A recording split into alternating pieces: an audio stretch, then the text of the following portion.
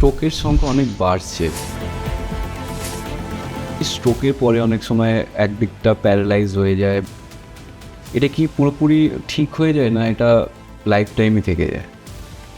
বেশিরভাগ সময় কী হয়, ভাবুন কোনো ড্যামেজ হলো, ওর পাশে যে ব্রেনটা আছে ওটা চেষ্টা করে ওর কাজটা কিছুটা সামলে নেওয়ার। নিউরাল টিস্যু মানে nerve tissue anywhere in the body, এরম জিনিসকে একবার আঘাত হলো, সেটা ট্রমা হয়ে হলো या স্ট্রোক হয়ে হলো या যাই হয়ে হলো, একবার খারাপ হলে ওটা কোনোদিনও ঠিক হয় না। বয়স্কদের বেশি স্ট্রোক হয় আর ইয়াংদের কম হয়, এরকম কিছু হয়? এখন ইয়াঙ্গার এজ বাই 30+ থেকেও শুরু হয়ে যাচ্ছে। এটার একটা মেন কারণ হচ্ছে কি, ভাবুন আপনার ব্লাড প্রেশারের রোগ আছে, after certain point you have to take the medication to control your blood pressure. এবার এটা যদি না নেন, যে আমাদের ম্যাক্সিমাম সময় আমাদের ল্যাপটপের সামনে সারাদিন বসেই কাজ করতে হয়। ল্যাপটপে একটা পোস্চারে 8 ঘন্টা 45 মিনিট থেকে বেশি ওরম বসা উচিত নয়। Take a break for 5-10 minutes, stretching করুন, এদিক ওদিক ঘুরুন, পা নাড়ান, হাত পা নাড়ান। It is important, mobility is important.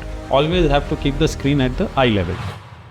Spine surgery মানে একটা ভয় মানুষের মধ্যে আছে। স্পাইন সার্জারি আগে যেরকম হতো অনেকটা কেটে করতে হতো, কিন্তু এখন এই যে মিনিমালি ইনভেসিভ স্পাইন সার্জারি ওর রোলটা হচ্ছে কি ছোট কাটে সেম রেজাল্টসই পাওয়া যাচ্ছে, but definitely the outcome is better, আর পেন ফ্যাক্টর পোস্ট অফ যে পেন হয় ইয়া রিকভারি ইজ ফাস্টার।